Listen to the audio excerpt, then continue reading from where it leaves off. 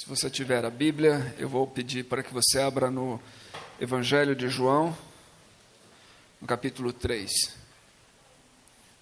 Durante esse mês, nós estamos refletindo sobre o tema Que Rei Sou Eu. Jesus perguntou aos seus discípulos: quem vocês dizem que eu sou?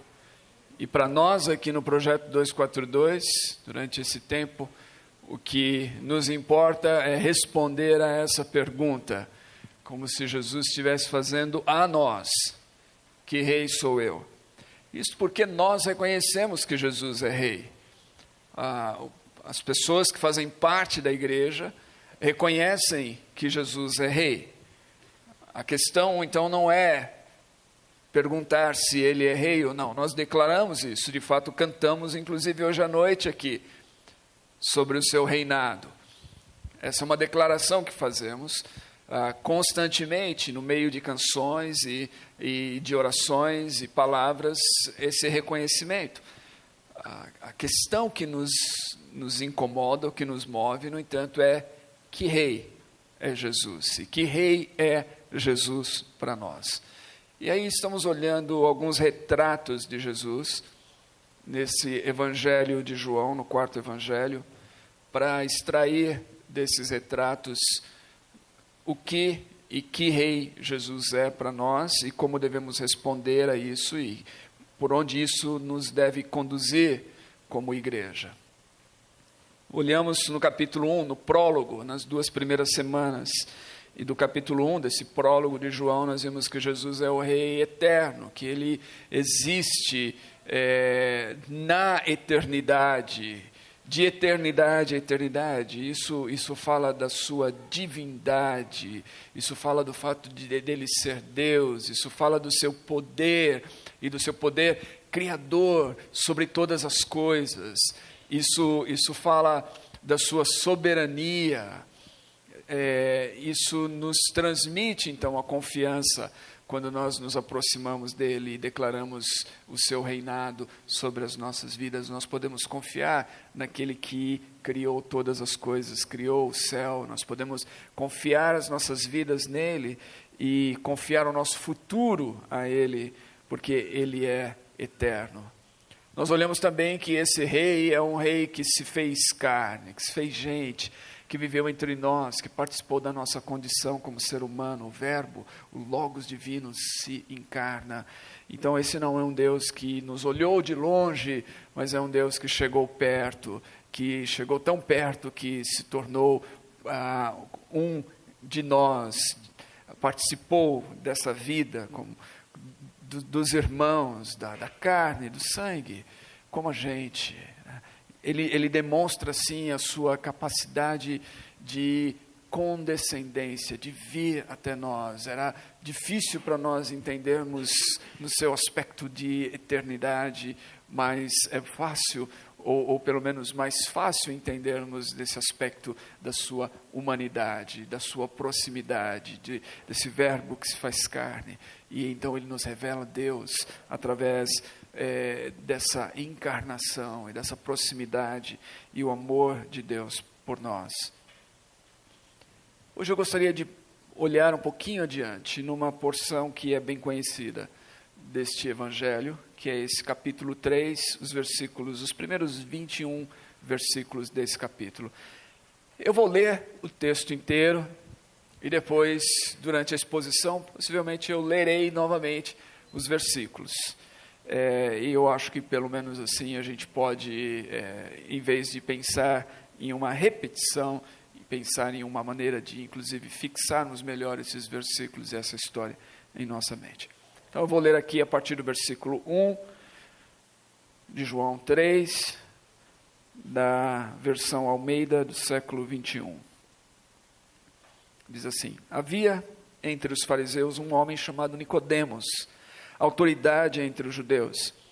Ele foi encontrar-se de noite com Jesus e disse-lhe: Rabi, sabemos que és mestre, vindo de Deus, pois ninguém pode fazer os sinais que tu fazes se Deus não estiver com ele. Jesus lhe respondeu: em verdade, em verdade te digo, que ninguém pode ver o reino de Deus se não nascer de novo.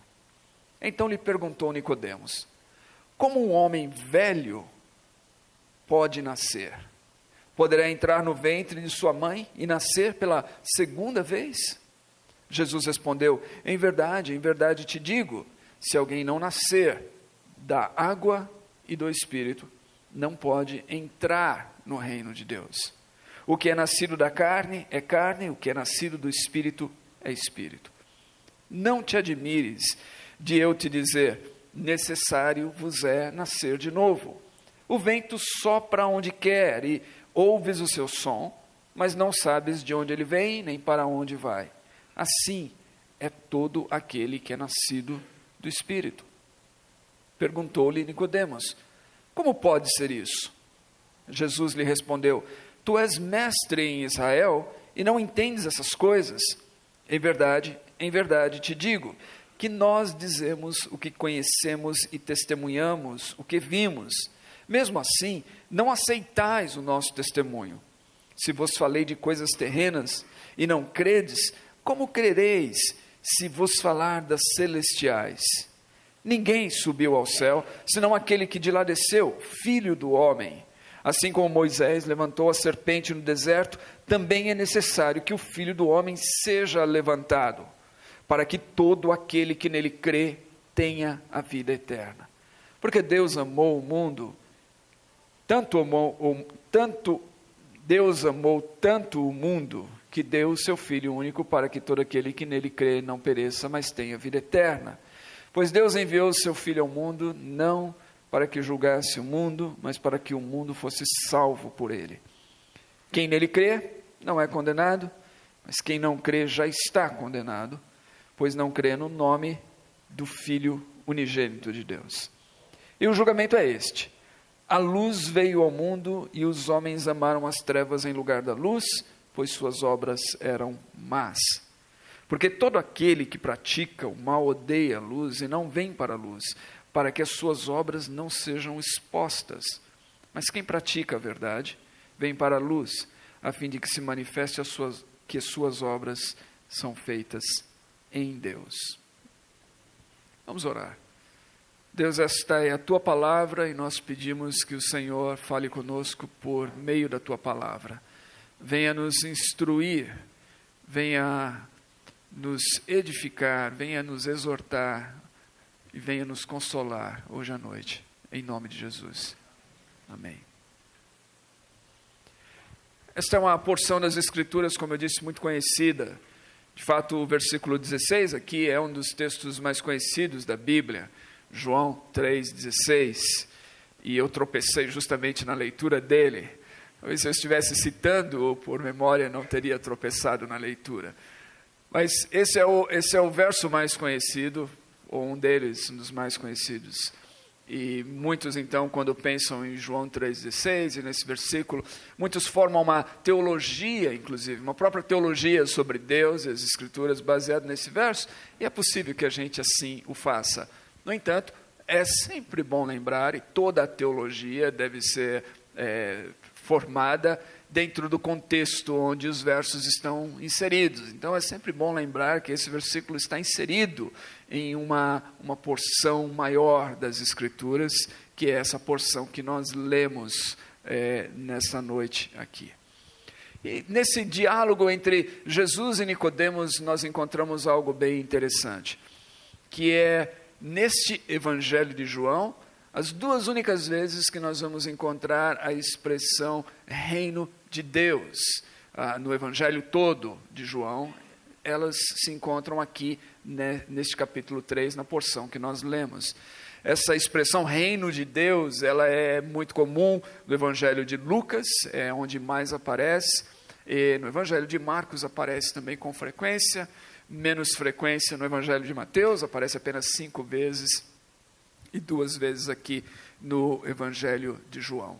A gente poderia se perguntar, novamente, quando a gente pensa nesses 4 evangelhos, como temos falado, o porquê disso. João não está falando do reino de Deus no seu evangelho? Sim, João fala do reino de Deus no seu evangelho assim como os outros evangelistas, mas ele prefere usar uma outra palavra aqui, ao falar do reino de Deus. Então, ele introduz esse conceito do reino aqui no diálogo entre Jesus e Nicodemos, mas daqui em diante ele vai usar uma outra palavra, uma outra expressão que traz consigo essa ideia do reino de Deus. E para nós, analisando e nos perguntando sobre que tipo de rei é Jesus, é importante então que nós tenhamos em vista essa palavra. Uma das coisas interessantes nessa porção é que Nicodemos é um líder de destaque no meio do seu povo. Ele é um fariseu, a gente descobre isso logo no primeiro versículo. Havia entre os fariseus um homem chamado Nicodemos, e o fariseu, ele era um líder religioso. O fariseu, ele era não só um líder religioso, ele era também um religioso com muito zelo por sua própria religião. Ele era um homem da lei, e um homem que não só conhecia a lei, mas que se esmerava por cumprir a lei nos mínimos detalhes. Então esse é o homem que vem falar com Jesus. Diz aqui que ele veio à noite, ele procurou encontrar-se com Jesus à noite. Alguns especulam que talvez ele não queria ser visto com Jesus durante o dia, por isso ele o procura à noite. O fato é, nós não sabemos, apenas há um detalhe aqui no texto que diz que foi à noite que ele veio ver Jesus e conversar com Jesus. Mas o que nós sabemos e que o texto nos diz é que ele também era uma autoridade entre os judeus, e não só um fariseu então, mas um membro do Sinédrio. Isso significa que ele era investido de uma alta autoridade no meio dos judeus e no meio religioso. Ele era um daqueles juízes para julgar as questões que haviam entre o seu povo, questões de ordem religiosa e questões de ordem moral também. Elas eram levadas para o Sinédrio, e ele tinha então essa autoridade para fazer esse tipo de julgamento. E como um judeu, Nicodemos era alguém que tinha também e que trazia consigo muito claro esse conceito do reino de Deus. Porque o conceito do reino de Deus que a gente vê aqui não é um conceito novo, não foi Jesus que inventou, ou João Batista que anunciou pela primeira vez. Esse é um conceito que é desenvolvido nas Escrituras, e é um conceito que fazia parte daquilo que a gente pode chamar das esperanças do povo judaico, principalmente naquela época em que eles estavam vivendo. Deus estabeleceu o reino em Israel, através de Davi. Esse reino prosperou com Davi e Salomão, atraiu pessoas de várias partes do mundo para ver a sua grandeza e a sua força. Após a morte de Salomão, os seus filhos acabaram se afastando de Deus, e houve a divisão então desse reino, e o reino dividido não prevaleceu, e aí então ele caiu nas mãos de outros povos, e ele foi completamente destituído, e esses judeus então levados para o exílio, ou permitidos então viver na sua própria terra, mas sem o controle, sem o domínio, sem este reino. E nesse período então de exílio, nesse período de dominação que durou séculos e séculos, os profetas anunciaram então muitas vezes uma mensagem de que o que estava acontecendo com o povo era parte de um processo de disciplina de Deus, de um juízo de Deus. O povo estava sofrendo por sua própria desobediência, por ter se afastado de Deus, deixado de seguir a Deus, por ir atrás de outros deuses, ou adoração de ídolos. Então eles estavam sofrendo por causa disso, eram as consequências dos seus descaminhos. Mas os profetas não só apontavam o dedo para o povo para dizer assim: vocês estão passando por isso por causa das suas próprias escolhas, eles também anunciavam uma mensagem de esperança. Então havia uma esperança no coração do povo, um anseio no coração deles, de que um dia Deus iria trazer de volta esse reino, iria restaurar esse reino, iria livrá-los da opressão, livrá-los das mãos e do domínio cruel desses outros povos.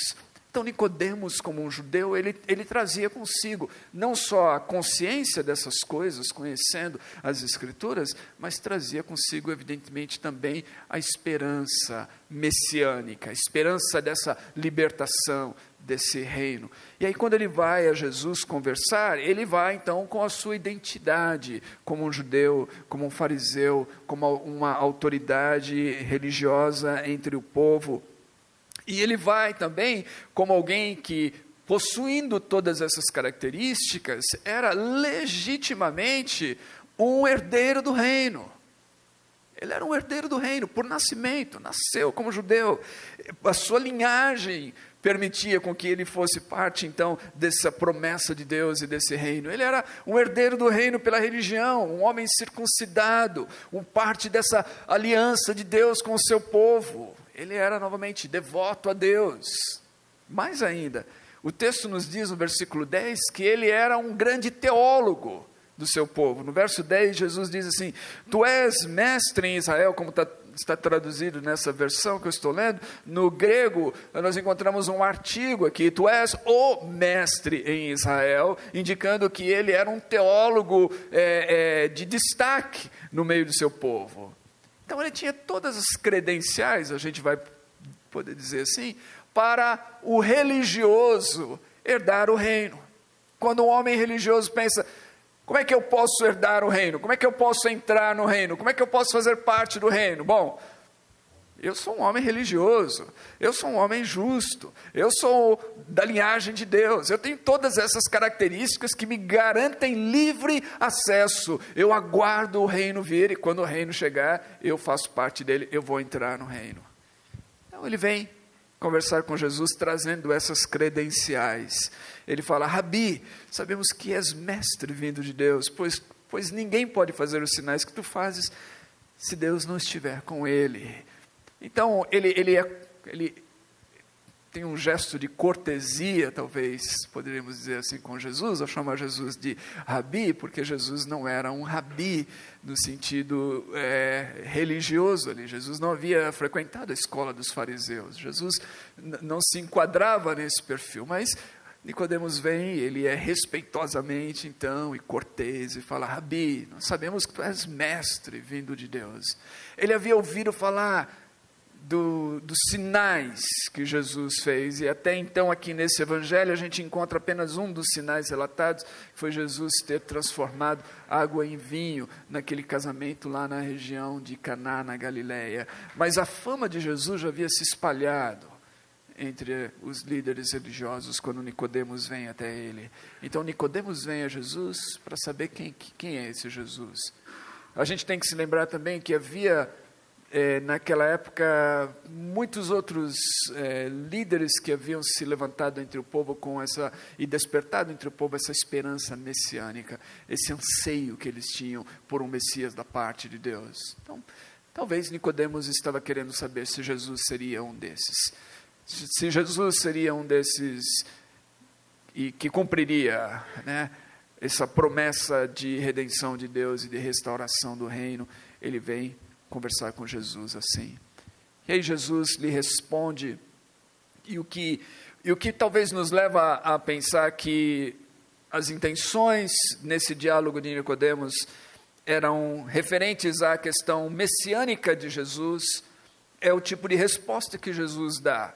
Porque Nicodemos apenas fala com ele, Jesus já responde, introduzindo o assunto do reino. Jesus conhecia, o texto nos diz, o coração das pessoas. A gente vai encontrar isso nos evangelhos, as intenções, aquilo que elas estavam pensando. Então, Jesus responde: em verdade te digo, ninguém pode ver o reino de Deus se não nascer de novo.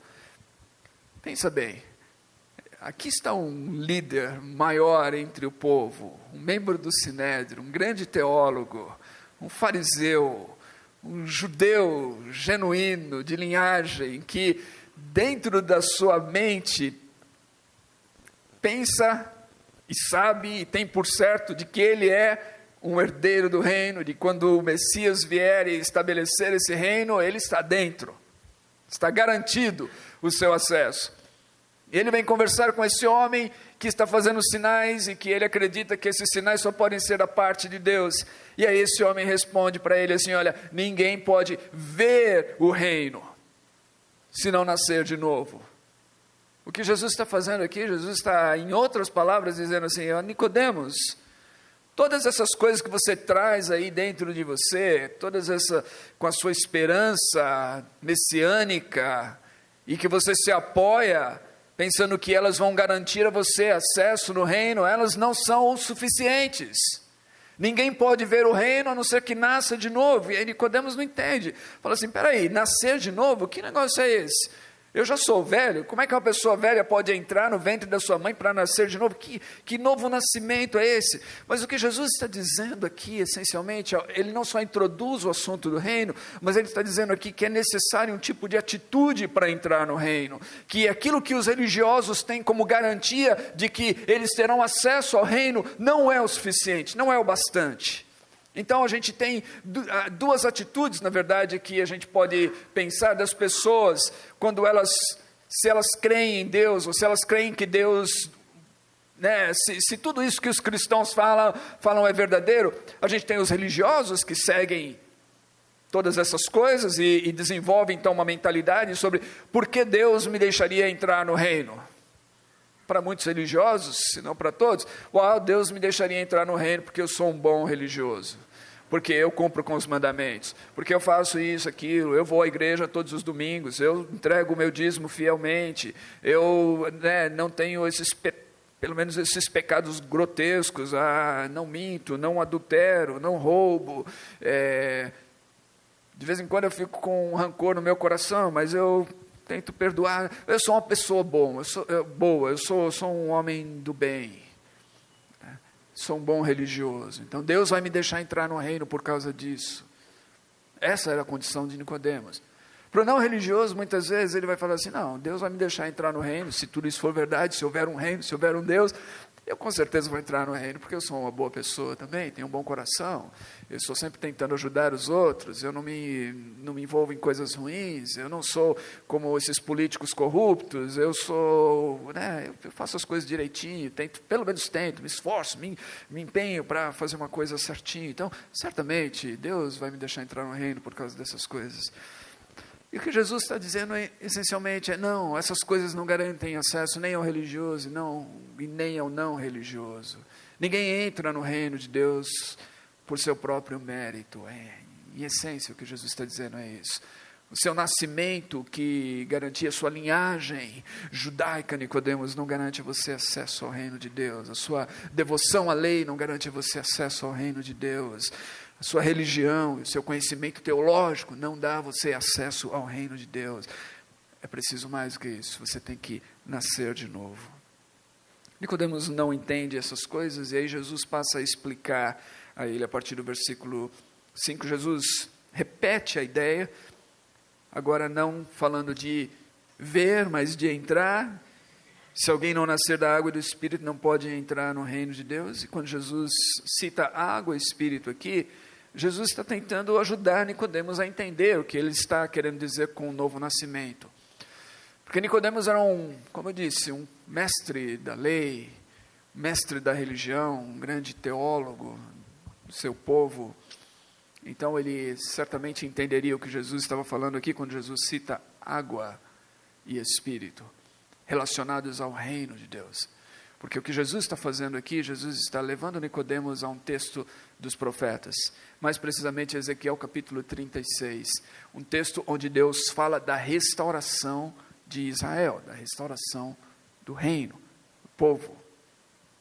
E Deus lá descreve, em Ezequiel capítulo 36, exatamente esse contexto que eu já adiantei para vocês, esse contexto em que fala sobre um povo que se desvia de Deus, que sofre as consequências, e Deus diz: no entanto, eu vou restaurar vocês, eu vou restaurar a sorte desse povo.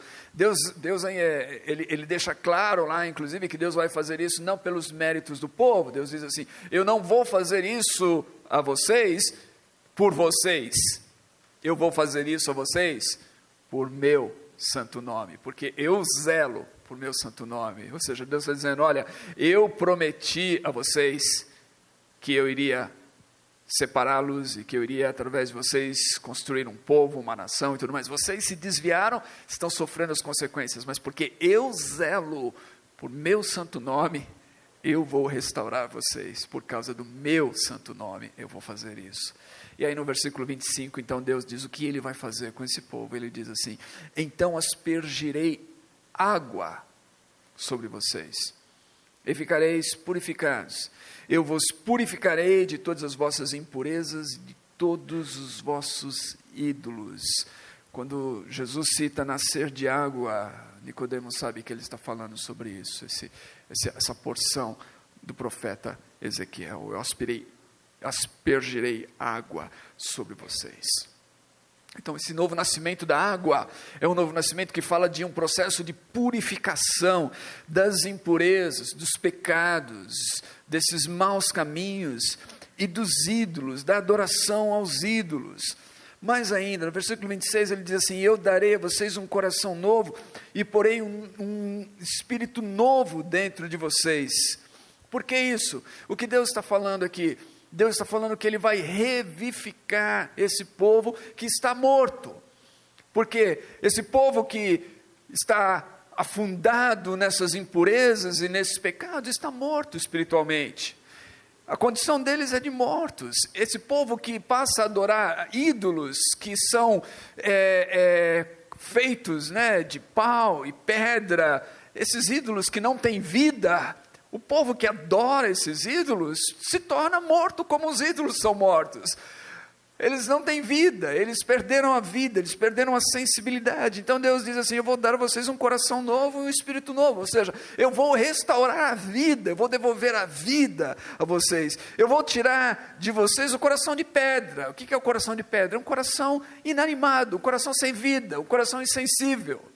Essa é a condição do homem quando ele se desvia de Deus, quando ele deixa os caminhos de Deus, quando ele não segue a Deus, ele perde a sua vida, ele perde a sua sensibilidade espiritual, ele se torna insensível para as coisas de Deus. E Deus está falando assim: no processo de restauração eu vou perdoar os seus pecados e vou devolver você a vida, vou devolver a você essa sensibilidade, vou dar a você um coração. Aqui a diferença, o contraste entre o coração de pedra que o homem morto traz e o coração de carne, um coração que pulsa, que bate, que tem vida. Deus está falando: eu vou fazer isso. Mais ainda, versículo 27, também porei o meu espírito dentro de vós, e farei com que andeis nos meus estatutos, e obedecereis aos meus mandamentos, e os praticareis. Então, aqui a gente encontra água e espírito. Deus está dizendo: eu vou restaurar vocês, por meio da água eu vou purificar vocês, vou devolver a vida para vocês, e aí vou colocar o meu espírito dentro de vocês. Esse novo nascimento que Jesus está falando para Nicodemos é isso que o profeta Ezequiel está falando que Deus faria com o seu povo. Essa experiência de transformação, essa experiência de conversão, essa experiência de deixar os seus maus caminhos e a adoração dos ídolos e a morte espiritual para experimentar o perdão e a graça e a bondade de Deus e ser restaurado, receber essa vida espiritual e com ela receber o Espírito de Deus que agora instrui você a seguir e a obedecer e a andar nos caminhos de Deus. Então, é esse o novo nascimento que Jesus está falando para Nicodemos, e ele está trazendo então a Nicodemos a memória essas palavras de Ezequiel para que Nicodemos possa entender. Versículo 6, Jesus fala: olha, isso é diferente desse nascimento carnal, o que é carne, o que é nascido do Espírito é Espírito. É um nascimento novo, que é gerado por Deus, não pelos homens, não pela vontade da carne, mas por Deus. É necessário versículo 7, é necessário que você experimente isso. Não é possível você ver e entrar no reino de Deus com as suas qualificações. Você precisa mais do que isso. Essas suas qualificações são inapropriadas. Você tem que nascer de novo. E aí, em versículo 8, Jesus fala sobre o vento que sopra onde quer. Ninguém ouve o seu som, não sabe de onde ele vem, ouve o seu som, mas não sabe de onde ele vem, nem para onde ele vai. E aí Jesus diz que assim é aquele que é nascido do Espírito. Novamente, a gente poderia dizer, se ele está falando de Ezequiel 36, aqui na água e Espírito, no vento, ele poderia talvez estar se referindo e trazendo a memória de Nicodemos, Ezequiel 37, do vento, no sopro. A palavra vento aqui é a mesma palavra usada para Espírito, no mesmo versículo aqui. Se você pegar no grego, o vento sopra onde quer, nascido do Espírito, a última palavra do verso também é o mesmo, é o pneuma, né, o Espírito. E por que é traduzido? Porque é traduzido diferente aqui, é a compreensão do texto. A palavra é usada, é a mesma, mas a compreensão do texto nos diz que, no primeiro momento, ele está falando de vento, nesse sopro, no sentido do vento em si. No segundo, ele está falando do Espírito, o Espírito de Deus, que o termo usa ali. E essa é a ideia de Ezequiel 37, o vale de ossos secos, onde Deus olha para aquele vale e diz assim, será que esses ossos podem receber vida novamente? E ele sopra sobre os ossos, e esses ossos recebem vida. Então, é isso, esse processo, o novo nascimento é esse processo de transformação da parte de Deus, de devolver vida, de regeneração, de dar àqueles que estavam perdidos nos seus descaminhos, afastados de Deus, e devolver-lhes a vida, e entrar então no reino. Jesus está dizendo, ver o reino, entrar no reino, só é possível através desse processo. Esse é o reino que ele está anunciando aqui. Nicodemos não entende isso. Jesus, o texto que a gente já leu, Jesus fala, olha, como você sendo mestre, o grande teólogo em Israel, não entende essas coisas. Em verdade te digo que nós dizemos o que conhecemos e testemunhamos o que vimos, e mesmo assim não aceitais o nosso testemunho. Aqui Jesus parece estar indicando que esse nós aqui, nós temos duas maneiras de entendê-lo. Uma é João falando disso como parte desse testemunho com Jesus, quando ele escreve na terceira pessoa, mas a outra seria Jesus falando, o nós realmente, falando da mensagem que ele está anunciando e testemunhando, mensagem essa que havia sido anunciada antes por João Batista, que foi testemunha também. João aparece anunciando uma mensagem dizendo assim, arrependei-vos porque o reino de Deus está próximo. Ou seja, esse reino que está vindo, esse reino que está chegando, exige de vocês um ato de arrependimento, de mudança de mente, para que vocês possam recebê-lo. E é o testemunho que Jesus está dizendo agora aqui. É preciso passar por esse processo para que vocês entrem no reino. E aí no versículo 12, eu acho interessantíssimo, quando Jesus diz, se eu vos falei de coisas terrenas e não credes, como crereis se eu vos falar das celestiais? Ou seja, Jesus fala assim, olha Nicodemos, o que eu estou falando aqui para você, até agora é só no nível que a gente pode entender. Eu e você aqui, você como um grande mestre, né? Eu nem estou falando dos mistérios ainda. Estou falando de coisas básicas aqui. Mas Nicodemos não estava conseguindo entender isso. Então, o reino que Jesus está anunciando aqui, gente, esse reino é a vida eterna. João vai usar a expressão vida eterna no seu evangelho para se referir ao reino de Deus. O que Jesus está dizendo aqui para Nicodemos é que Nicodemos, que se julgava no direito de herdar o reino por suas qualificações religiosas, não tinha esse direito, que ele precisava experimentar um novo nascimento. E isso é de fundamental importância para todos nós, inclusive para nós, que somos cristãos, que nos reunimos na igreja aqui, porque eu acredito que muitas vezes, muitos de nós achamos que o que nos dá direito de herdar o reino, que nos dá acesso a Deus, é justamente a nossa religiosidade, e a nossa religiosidade não nos dá acesso a isso. Se nós não entendemos que é somente por obra de Deus, nós não temos acesso ao reino. Não é o nosso mérito e não é o nosso esforço, não é o nosso empenho em ser bons religiosos que nos dá acesso ao reino. É aquilo que Deus faz em nós por meio do seu Espírito. E aí, novamente, isso é obra da graça. Nós não encontramos a palavra graça aqui, mas nós encontramos o conceito da graça nesse texto e nesse verso. O contexto da graça de algo que é feito por Deus, em favor de nós, porque nós não podemos fazer. E nós não podemos fazer porque a nossa condição é a condição de mortos. Com toda a nossa religiosidade, nós podemos ainda estar mortos.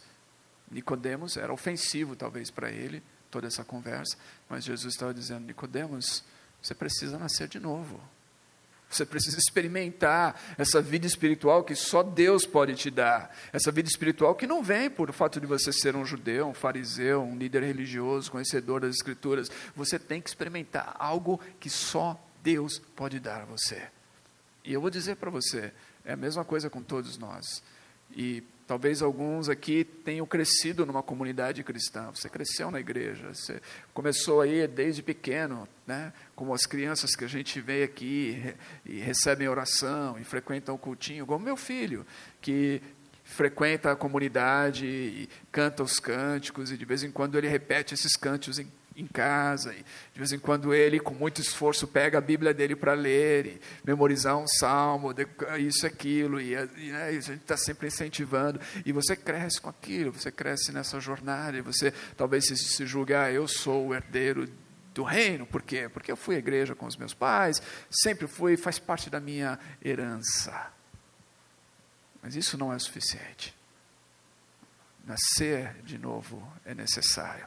E esse novo nascimento é uma experiência de mudança do coração. É uma experiência com Deus, real, profunda, efetuada pelo Espírito Santo em nossas vidas. E aí a gente entra então na parte do texto que é aquela mais conhecida de todas, que nos leva ao versículo 16, Deus amou o mundo de tal maneira que deu o seu Filho unigênito para que todo aquele que nele crê não pereça, mas tenha vida eterna. O que nos leva a esse versículo é o que Jesus está dizendo aqui. Versículo 13, ele vai dizer assim: ninguém subiu ao céu senão aquele que de lá desceu, o Filho do Homem. Assim como Moisés levantou a serpente no deserto, também é necessário que o Filho do Homem seja levantado. Mais uma vez, Jesus está fazendo uma referência a um texto que Nicodemos sabia muito bem. O texto de Números. A maldição das serpentes venenosas no deserto por causa da murmuração do povo de Deus. Um povo ingrato que reclama e que murmura, recebe como castigo a punição, e a punição é que eles começam a ser atacados por serpentes venenosas no deserto. E aí esse povo volta-se para Deus e clama a Deus, e Deus decide então responder a eles. E como Deus faz isso? Deus fala para Moisés fazer uma serpente e erguer essa serpente, e o povo seria curado, seria restaurado por olhar para essa serpente. E aí Jesus diz assim: olha, da mesma maneira como Moisés levantou a serpente no deserto, também é necessário que o Filho do Homem seja levantado. Esse levantar aqui está falando tanto da sua crucificação, é usado aqui em João para falar tanto da crucificação, a ambiguidade do ser levantado, quanto para falar da sua exaltação. Em ambos momentos, tanto na sua crucificação, tanto na sua morte na cruz, Jesus está sendo erguido, ele está sendo levantado, quanto na sua ressurreição e exaltação, ele está sendo levantado da terra. Ele diz isso lá no capítulo 12, quando ele fala assim, olha, que quando ele for levantado da terra, quando ele for erguido da terra, ele vai atrair muitos a si.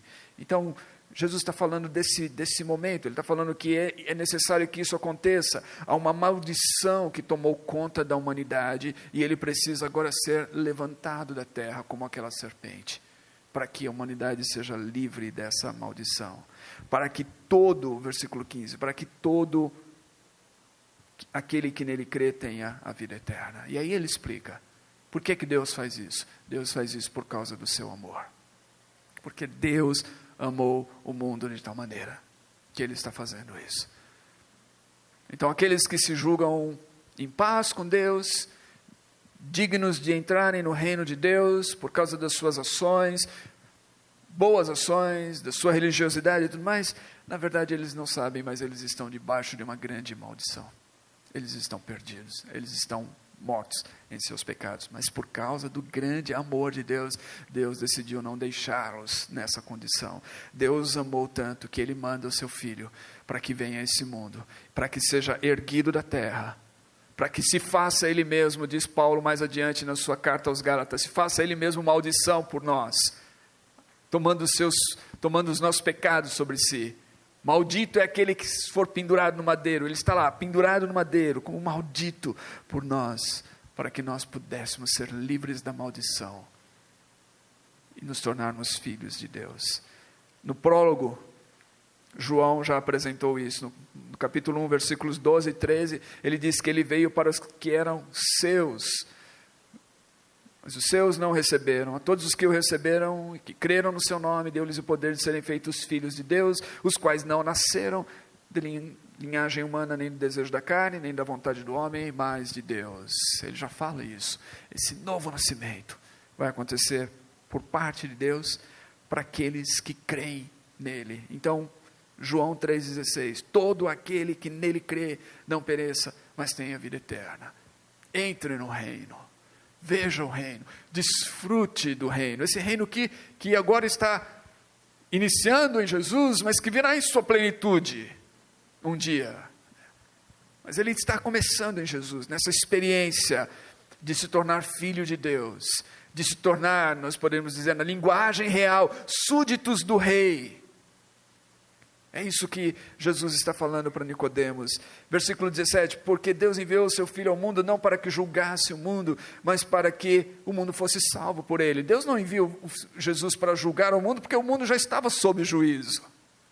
Versículo 18 diz, quem nele crê não é condenado, mas quem não crê já está condenado. Então ele não vem para julgar, o mundo já está sob o juízo de Deus. A condição do mundo é a condição dos homens, como mortos espiritualmente, já é uma condição de juízo de Deus sobre eles. Deus envia Jesus para salvar, para resgatar, para livrar os homens dessa condenação. Aquele que crê nele, aquele que recebe ele, então, que crê nessa obra dele, recebe essa experiência de perdão, purificação por meio da água, e essa experiência de vivificação espiritual, e o Espírito Santo passa a viver no seu coração. O texto nos mostra então a necessidade daquilo que a doutrina cristã, ou a teologia, chama de regeneração, esse novo nascimento, essa experiência da nova vida, e isso é para todo mundo, para todas as pessoas que querem ver o reino de Deus. Os versículos 19 a 21 eu vou ler da versão do Eugene Peterson, a mensagem. E Eugene Peterson coloca da seguinte maneira: esta é a situação. A luz de Deus invadiu o mundo, mas a humanidade inteira correu para as trevas. Fugiram porque não estavam interessados em agradar a Deus. Aquele que pratica o mal é viciado em negar a realidade e iludir-se, e odeia a luz de Deus. Não vai querer se aproximar dela, para não ser submetido a uma exposição dolorosa. Mas quem crê e vive na verdade, e na realidade recebe de coração a luz de Deus, de modo que a sua obra pode ser vista, pois é a obra de Deus. Aqui a gente vê, nesses versículos, uma repetição da ideia novamente do prólogo, da ideia da luz que veio ao mundo, e dos homens nas trevas, e eles rejeitam a luz por causa disso. Então essa luz é o Senhor Jesus, essa luz é o Logos, essa luz é a vida, e ela vem nesse mundo de trevas. É interessante a gente ver a profecia, que quando Jesus, e essa profecia é repetida por Mateus, né, Mateus ou Lucas, não me lembro agora qual evangelista, mas quando Jesus começa o seu ministério na Galileia, ele repete a profecia de Isaías, que fala do povo que andava em trevas e que viu uma grande luz lá na terra de Nebulon e Naftali e junto ao caminho do mar, a Galileia dos gentios. Ele fala assim, aqueles que viviam na região da sombra da morte, sobre eles resplandece essa luz. Então, essa é a luz. Jesus vem para trazer luz, para iluminar esses corações que estão vivendo em trevas, esse povo que está vivendo em trevas. Novamente a ideia de vida e morte, de luz e trevas, esses contrastes em que a humanidade estava. Agora, por que isso? Por que dessas trevas? Isso, novamente, é a ideia que a Bíblia nos fala, de um homem, da humanidade, de um coração que se distancia de Deus, de um coração que não quer fazer aquilo que agrada a Deus, de um coração que deseja viver em autonomia, em independência. Então Deus fala assim, olha, este é o caminho, ande por ele. Eu estou colocando diante de vocês aqui, bênção e maldição, escolham bênção, escolham vida, sigam por ele. Mas o homem insiste em seguir o seu próprio caminho, o homem insiste em dizer assim, Deus, tudo bem, é legal a sua ideia, mas eu vou seguir a minha própria ideia, deixa eu seguir o meu próprio caminho, eu quero viver a minha própria vida, e aí essa escolha leva à morte, essa escolha leva a essa vida que é em trevas espirituais, que é de fato como se fosse uma maldição, por não desfrutar da própria vida de Deus e da bênção de Deus. Então essa é a condição desses corações, e Eugene Peterson coloca aqui de maneira muito boa, por isso eu estou usando a versão dele. Ele está falando que essas pessoas, elas não estão interessadas em agradar a Deus, elas não estão interessadas em fazer a vontade de Deus, pelo contrário, elas querem fazer a sua própria vontade. Elas querem viver de acordo com o seu próprio desejo e agradar a sua própria carne. Elas praticam o mal e elas se tornam viciadas, inclusive, iludidas, né? A expressão que ele usa aqui, elas estão iludidas. E aí quando elas ouvem falar da luz, elas não querem a luz, porque as suas obras são más, e elas têm medo que as suas obras sejam expostas pela luz. Essa é a condição, gente. E todos nós aqui conhecemos, talvez por experiência própria, talvez nós tenhamos experimentado em algum momento em nossa vida uma condição como essa. Talvez a gente conheça por pessoas que nós conhecemos. A experiência de que quando alguém decide fazer a sua própria vontade em vez da vontade de Deus, quando alguém decide seguir um caminho que sabe que não agrada a Deus, essa pessoa não quer mais participar junto com a comunidade cristã. Ela tende a se afastar. Por que ela tende a se afastar? Porque ela não quer ser exposta. Eugene Peterson diz aqui, ela não quer ser submetida a uma exposição dolorosa. Agora, que exposição dolorosa é essa? Não é a exposição que a pessoa vai chegar aqui e a gente vai chamar ela, trazer ela aqui e falar assim, olha só, fulano de tal foi pego naquele outro pecado. A exposição, né? Trazer o pecador à frente, expor para todo mundo. Não é isso. A exposição dolorosa não é essa de trazer a pessoa à frente, é a própria pessoa, sob a luz do Evangelho, ao ouvir a palavra de Deus. A exposição da palavra é uma exposição dolorosa, porque essa consciência que resta ainda, que ela tem, dada da parte de Deus, a culpa, o senso de culpa e o senso de pecado é doloroso. Então, quando ela ouve a palavra de Deus exposta, quando a luz brilha no meio das trevas, expõe para ela que o seu caminho, que as suas obras, que as suas escolhas, que as suas ações são contrárias a Deus, isso é doloroso. E por isso ela decide se afastar, ela decide caminhar longe disso, porque ela não quer essa exposição. Essa é a condição do homem sem Deus. Então, concluindo aqui, que rei sou eu? Este é o rei que nos chama para o seu reino, que nos chama para fazer parte do seu reino, que abre as portas deste reino para nós e nos convida para fazermos parte do seu reino. E fazer parte desse reino é se tornar súdito na linguagem real do rei. Isso significa que no reino não há lugar para insurgentes, não há lugar para rebeldes, não há lugar para aqueles que se levantam contra a autoridade do rei. No reino de Deus, nesse reino de Jesus, só existe lugar para aqueles que querem estar lá, para aqueles que encontram nesse reino a vida e os princípios e os valores que eles querem viver. Este é um reino de justiça e de paz.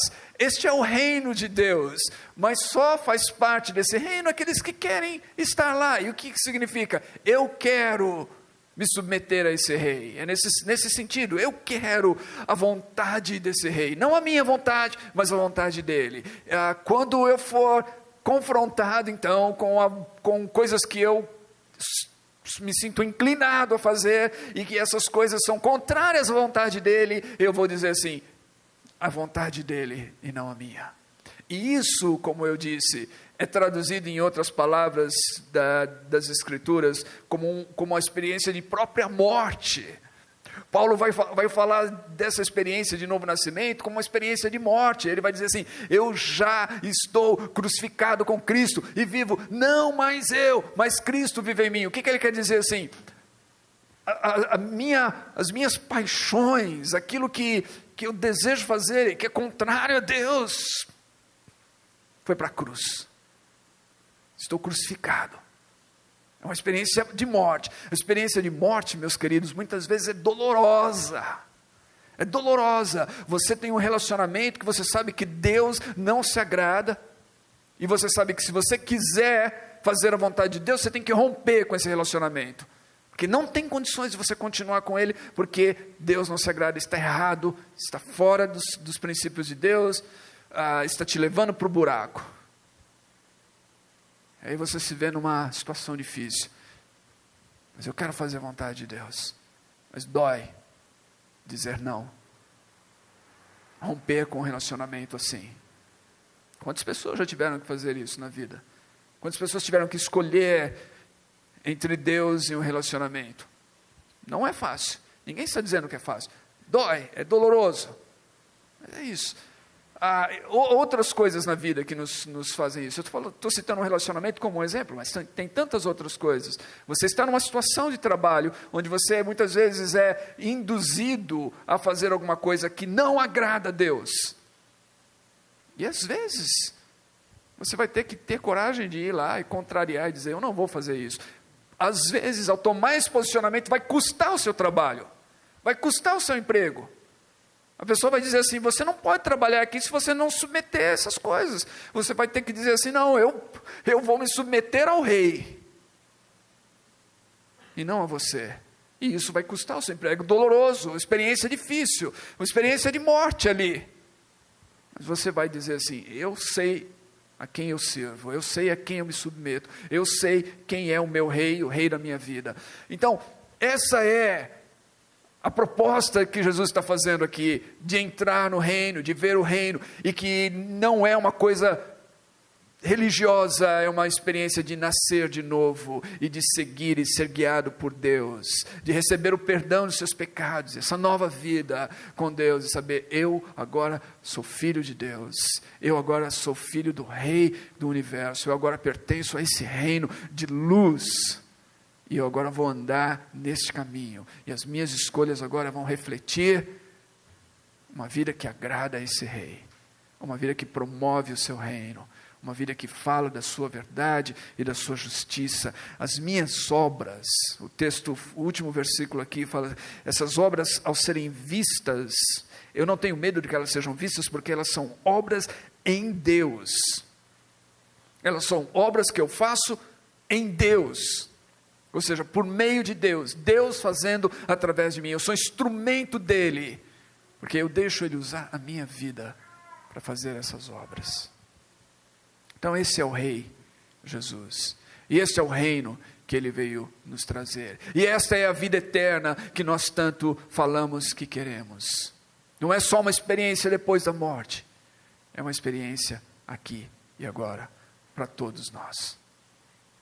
Eu gostaria de orar por você, hoje à noite.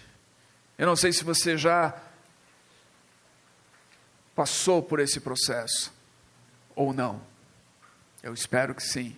Mas caso você não tenha passado, você tem a oportunidade de experimentá-lo. Para isso, basta que você receba aquilo que Jesus trouxe. Creia nele. Entregue a sua vida a Ele. Decida viver para Ele e segui-lo, seguir os seus caminhos, submetendo a sua vontade à vontade dEle. Deus, em nome de Jesus, eu oro por meus irmãos e irmãs, por todos nós que estamos aqui. Deus, o Senhor sabe que nós queremos viver seriamente essa mensagem do Rei Jesus, não como um jargão religioso que repetimos no meio de cânticos e canções e frases sem significado algum prático. Nós queremos viver essa realidade do Rei Jesus em nossas vidas hoje, como súditos desse Rei. Nós queremos viver nesse mundo rodeado por governos tantas vezes corruptos, por maus caminhos, por ideias e conceitos, por um sistema caído que nos promove um estilo de vida que é contrário ao Senhor. Nós queremos viver nesse mundo como cidadãos de um outro, com a consciência de que o que rege de fato as nossas vidas não é esse sistema, não são esses governantes, não é essa cultura proposta para nós. O que rege a nossa vida é a vontade do nosso Rei.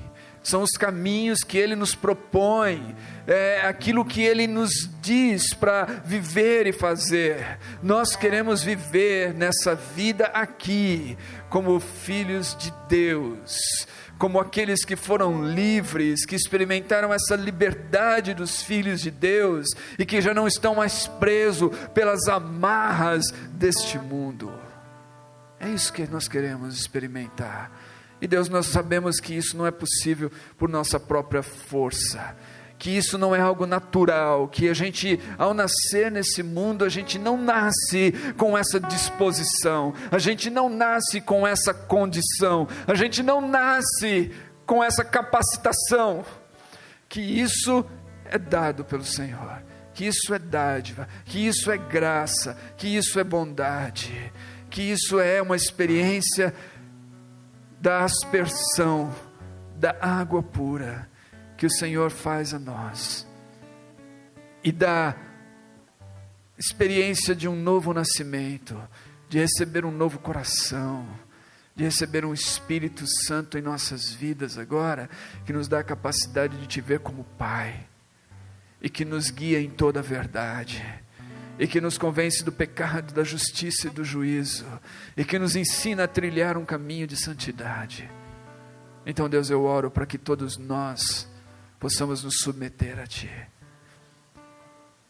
para que possamos receber, se não temos recebido ainda, essa experiência desse novo nascimento e dessa regeneração, que possamos declarar a nossa confiança, a nossa fé em Jesus, como o único e verdadeiro Deus, da parte de Deus, enviado para nos salvar de nós mesmos e desse mundo mau, e nos dar uma nova vida, uma vida eterna, uma vida no reino de Deus, que já podemos ver pela fé, que já podemos experimentar sinais e evidências dele em nossas vidas agora, mas que ansiamos por sua vinda em plenitude, sobre toda a terra, quando a tua vontade for feita aqui na terra, como ela é feita nos céus. Oramos por isso, em nome de Jesus e para a tua glória, Deus. Amém e amém.